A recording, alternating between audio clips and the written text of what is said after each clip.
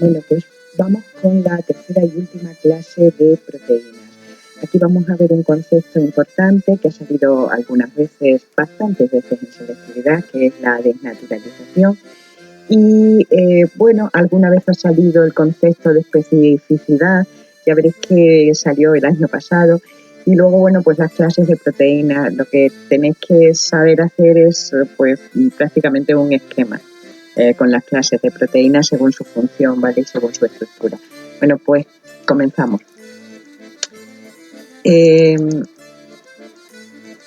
Las propiedades que vamos a ver de las proteínas va a ser la solubilidad, que no ha salido casi nunca. La desnaturalización sí es muy importante que entendáis este concepto porque sale bastante. Y vamos a ver los tipos, qué factores la producen, el cambio de pH, de temperatura, las sales, y que puede ser reversible e irreversible.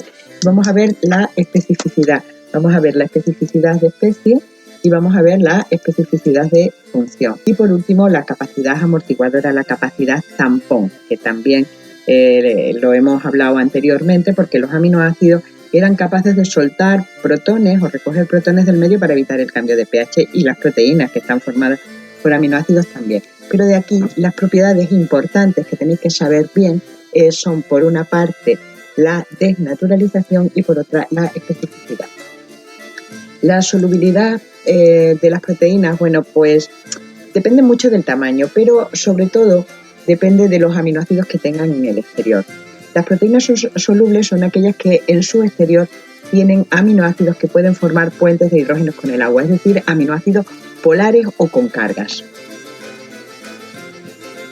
Y normalmente lo que ocurre es que eso sí se da en las solubles, mientras que en las fibrosas, puesto que no tienen todos los aminoácidos, todos los radicales hacia afuera, porque no tienen una estructura terciaria importante, pues la mayoría, bueno, las fibrosas son insolubles en agua y por eso van a formar. De todas formas, aunque digamos se disuelven en agua, realmente no forman disoluciones verdaderas, sino que están como flotando en el agua. Acordaros, como pasaba con el almidón. ¿Por qué? Pues porque tienen un tamaño muy grande, ¿vale? Las proteínas en general, y se disuelven como tal. Y otra característica de las proteínas que se disuelven en agua es que están, como tienen los aminoácidos con sus cadenas laterales, con cargas para que se le una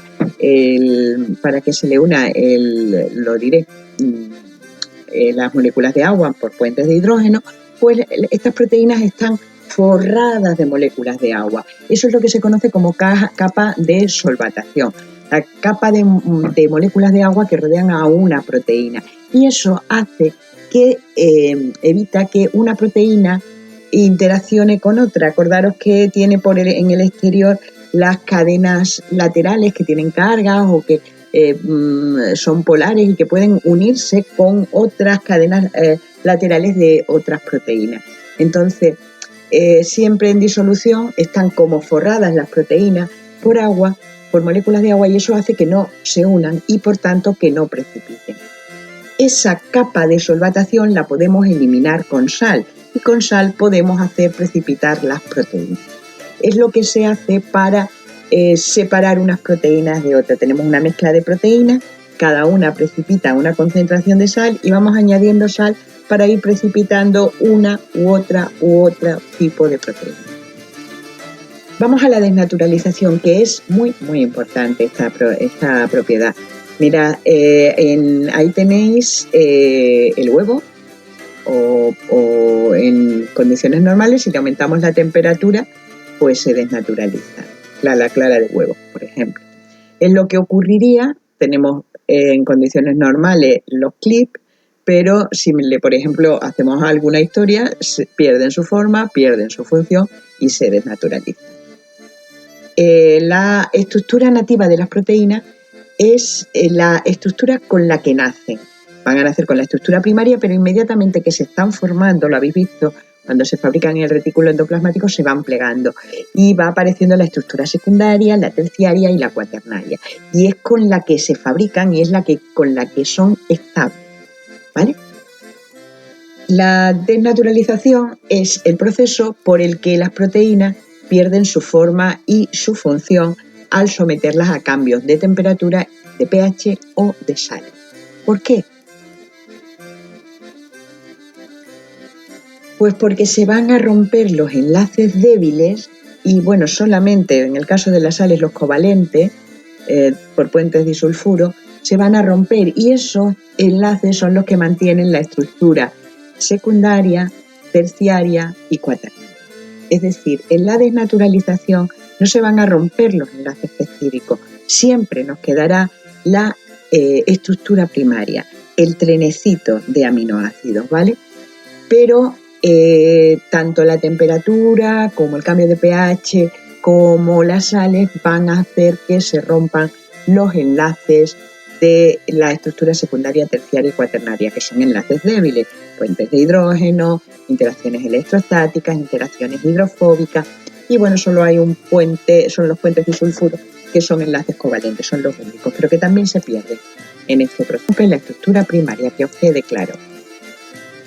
¿Qué efecto tiene? Pues que disminuye la solubilidad y dejan de ser solubles y precipitan. Y además, pues pierden su función lógica. Porque, claro, pensad, por ejemplo, en una enzima. Si esa enzima pierde su forma, ya no tiene el centro activo para que encaje el sustrato. ¿Por qué se produce la desnaturalización? Se puede producir por un cambio de pH. ¿Y el cambio de pH qué hace? Bueno, pues el cambio de pH, acordaros que las cadenas laterales de algunos aminoácidos tenían carga y entonces interaccionaban entre ellos. Luego los dipolos, bueno, pues son también los puentes de hidrógeno entre dipolos, también interviene ahí el pH. Entonces cambian las cargas de los aminoácidos y al cambiar las cargas, pues ya los enlaces que se forman no son los mismos y va a variar la estructura, sobre todo la terciaria y la cuaternaria, que son en los que intervienen los enlaces por fuerzas electrostáticas, ¿vale? Por ejemplo, ahí tenéis, si le echamos a una leche, a un tubo de ensayo, le echamos leche y le añadimos unas gotas de ácido, por ejemplo, de limón, la leche se corta, ¿vale? ¿Por qué? Porque deja de tener su forma la caseína de la leche y precipita. También se puede provocar por cambios de temperatura. Pues, ¿por qué? Porque la temperatura lo que hace es que aumenta la agitación de los átomos y hace que se rompan los enlaces débiles. Enlaces débiles, pues todos los que forman la estructura terciaria, cuaternaria y la secundaria también. Acordaros que eran puentes de hidrógeno entre los grupos CO y NH de los enlaces peptídicos. Entonces se rompe la estructura secundaria, terciaria y cuaternaria. Por ejemplo, echamos un huevo que tiene albúmina en la clara, aumentamos la temperatura y cambia el aspecto y precipita y se hace sólida, ¿vale? Y por último, la adición de sales lo que hace la capa de agua que rodea a las proteínas, y eso hace que las proteínas se unan unas con otras, formen grandes grumos que precipiten también. Es la única desnaturalización esta de sales que puede revertir. Entonces puede ser irreversible la mayoría de las veces, es decir, yo cuezo un huevo y por mucho que lo meta en el frigorífico no vuelve a dejar de ser huevo cocido. La albúmina se ha desnaturalizado y se ha desnaturalizado para siempre. ¿Por qué? Porque se ha desplegado, se ha roto la estructura primaria, la estructura secundaria, terciaria, la estructura nativa de la proteína. Y ahora, por mucho que lo pongamos en el frigorífico, no se vuelve a conseguir esa estructura inicial. ¿Por qué? Porque esa se consiguió mientras se estaba haciendo poquito a poco, se iban formando los enlaces, pero cuando ya está formada del todo no hay manera de volver a recuperarla. Esto pasa tanto con la temperatura como con el pH. Sin embargo, en el caso de la reversible sí se puede volver atrás, porque nosotros tenemos la proteína, os dije que la reversible era con sales, ¿no? Para quitar la capa de solvatación. Si ahora retiramos las sales, el agua se vuelve a pegar y las proteínas se separan. No han perdido su estructura nativa. Lo único es que se han apelotonado unas con otras porque ya no tienen la protección de la capa de agua que las separa. ¿Vale? Bueno, ahí tenéis distintos casos en laboratorio y en la cocina de precipitación de proteínas de leche. Otra propiedad es la especificidad. Cada proteína es diferente una de otra. ¿Y en qué se diferencia? Lo más importante es el número, el tipo y el orden en el que están puestos los aminoácidos. Y podemos hablar, porque ya sabéis que esa estructura primaria determinará la estructura secundaria, terciaria y cuaternaria, la forma de la proteína y su función. Y hay dos tipos de especificidad, la especificidad de función y la especificidad de especie. ¿Vale? La especificidad de función lo podemos ver, pues, por ejemplo, en las enzimas o lo podemos ver en los anticuerpos. Una enzima solo va a actuar frente a un sustrato, aquel que encaja en su hueco geométrico del centro activo y lo transforma en producto. Una enzima no actúa sobre otro sustrato más que en ese. Son tan específicas que incluso son capaces de separar, ser capaces de actuar sobre los enlaces alfa-glucosa y romperlo, pero de beta-glucosa, que es la misma molécula pero con un enlace diferente, ya no son capaces de actuar sobre él. Eso se llama de especificidad de función. Y luego tenemos la especificidad de especie. Las proteínas nuestras son diferentes, tampoco tan diferentes, pero son diferentes de, por ejemplo, nuestros parientes más cercanos, como son los chimpancés. ¿Por qué? Porque hace tiempo que nos separamos en la evolución. Hubo un momento en la evolución de los homínidos que dos cromosomas de los chimpancés se fusionaron y dieron lugar a nuestro antepasado homínido. A partir de ahí ya no pudimos, esos primeros chimpancés no pudieron cruzarse y empezaron a acumular mutaciones de forma separada. Cuanto más tiempo lleven separadas una especie, más mutaciones hay en el ADN y por tanto en las proteínas. Y las proteínas de las distintas especies son diferentes, se pueden separar. Ahí tenéis proteínas, la insulina comparada, y no hay tantas diferencias de distintas especies de animales, de distintas especies de mamíferos. Hay 4 aminoácidos que son diferentes, posiciones de 4 aminoácidos que son diferentes. Y si vemos el hombre, pues si os dais cuenta es más parecido al cerdo y al caballo que a los otros, ¿vale? Porque solamente se diferencian en el aminoácido de la posición B3, ¿vale? Creo. Sí, bueno, ahí veis las diferencias. Y por eso se produce el rechazo a trasplantes. Acordaros que hay unas proteínas del complejo mayor de histocompatibilidad que son nuestro carnet. Tienen capacidad amortiguadora, ya os lo dije. Los aminoácidos son capaces de soltar protones o recoger protones dependiendo de cómo esté el medio para evitar el cambio de pH. Y las proteínas que están formadas por aminoácidos hacen lo mismo. Y es que le va la vida en ello, porque en cuanto cambie el pH, cambia su estructura y cambia su función. Entonces, gastan mucha energía, muchos protones sueltan al medio o los recogen para evitar ese cambio de pH. Tienen lo que se conoce, ya lo hemos dicho, los aminoácidos, la propiedad de ser anfóteros. Bueno, y vamos a continuación a la clasificación de proteínas, que esto os lo podéis aprender en plan esquemita. Una clasificación de proteínas, pues las proteínas se clasifican en holoproteínas y solo están formadas por aminoácidos y en general, son fibrosas, algunas son fibrosas, son insolubles en agua, acordaros, tienen solamente una sola estructura secundaria, no tienen una estructura terciaria muy complicada y tienen función estructural, y luego están las globulares, que tienen forma globular, solubles en agua, tienen varias estructuras secundarias y son muy activas. Estas últimas también no son solo holoproteínas, sino que pueden ser heteroproteínas. Heteroproteínas quiere decir que tienen aminoácidos y otra cosa.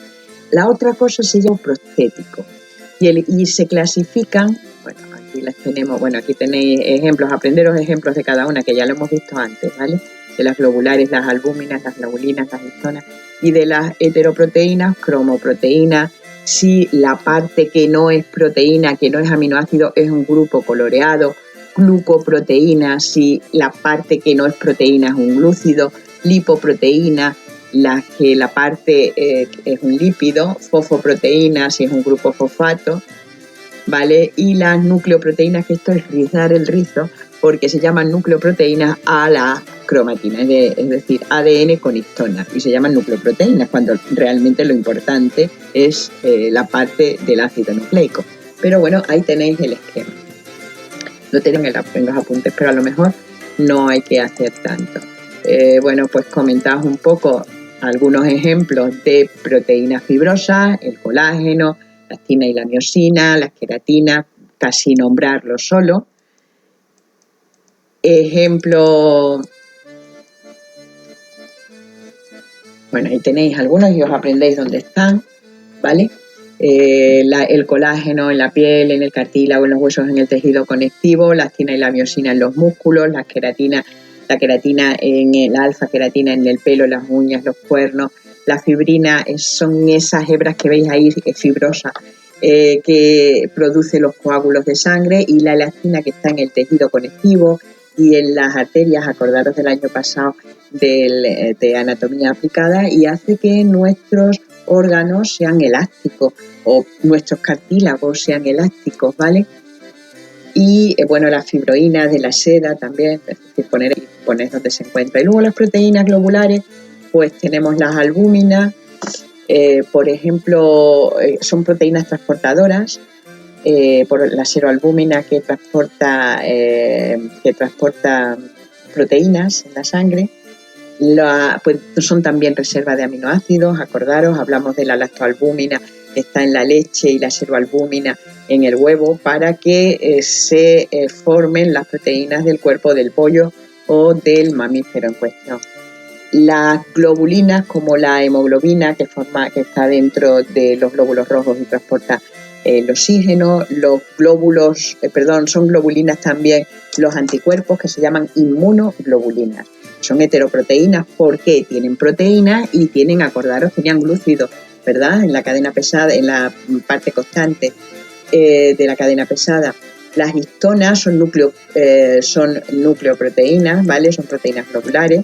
Las histonas, que forman parte de la cromatina, son proteínas globulares, y las enzimas son todas proteínas globulares y ellas son heteroproteínas.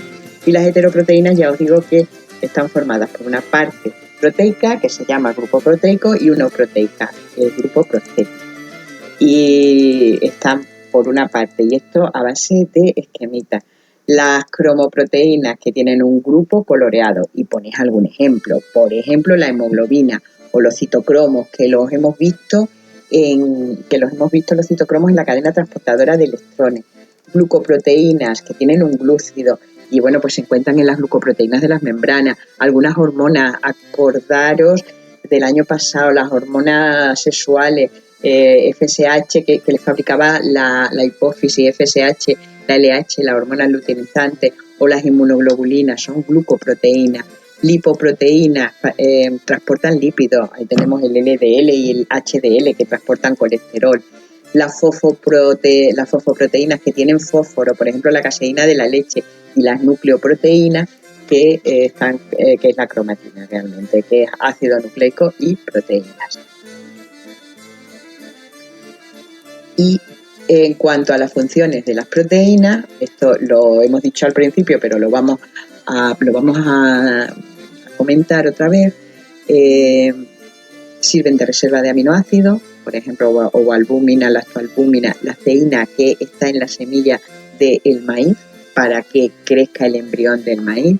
Transporte hemoglobina, que transporta oxígeno, hemocianina también, pero en los insectos, lipoproteína, transportan lípidos, transferrina, transporta hierro, seroalbúmina, transporta otro tipo de proteínas. Proteínas contráctiles, como por ejemplo la actina y la miosina y la adineína. Acordaros que cuando veíamos cómo se movían por los microtúbulos los orgánulos o las vesículas, había una proteína que las transportaban, sería de este tipo. O la adineína también la encontrábamos en los lo diré. En los cilios y los flagelos hay proteínas protectoras, como por ejemplo los anticuerpos o el fibrinógeno, que sirve para coagular la sangre y evitar que nos desangremos. Tenemos proteínas de función hormonal, como la insulina y el glucagón, y proteínas estructurales, como el colágeno, la queratina, la fibroína, la elastina, las glucoproteínas de membrana, las histonas, ¿vale? Y por último, y no por ello menos importante, la función enzimática. Todas las enzimas son proteínas, miento. Veremos en el tema siguiente que algunos ARN, muy pocos, son capaces de hacer una. Bueno, y ya para terminar, vamos a ver qué debéis de saber de este tema. Tenéis que saber hacer la fórmula de un aminoácido y ponerle los grupos funcionales. Dónde está el grupo amino, dónde está el grupo carboxilo, dónde está el radical. Tenéis que saber muy bien, ensayarlo, la reacción de la formación de un enlace peptídico y poner claras sus características. Poner una cadena peptídica, y aunque sea con una rayita, y poner el extremo amino y el extremo terminal. Saber hacer la estructura en alfa hélice, llevando los radicales hacia el exterior. Saber hacer la estructura, dibujarla, ¿vale? La estructura de la beta plegada y los enlaces que forman la estructura terciaria y cuaternaria, y hacer el dibujo de la desnaturalización de una proteína. Y por último, deberíais de saber las diferencias entre la alfa hélice y la beta plegada, que la hemos visto dentro del vídeo y que lo tenéis hecho en los apuntes, la diferencia entre la estructura primaria, secundaria, terciaria y cuaternaria, lo que es cada una y sobre todo los enlaces que la mantienen, ¿vale? Qué diferencia hay entre proteínas globulares y proteínas fibrosas, y qué diferencia hay entre homoproteínas, todas formadas por aminoácidos, y heteroproteínas. Y os aconsejo además que le echéis un vistazo a las preguntas que han salido en selectividad, que bueno, pues nos dijeron que saldrían preguntas pues de ese tipo. Y además de este tema también tenéis un esquema resumen de lo que es importante. Bueno, con esto terminamos la clase y el tema de proteínas.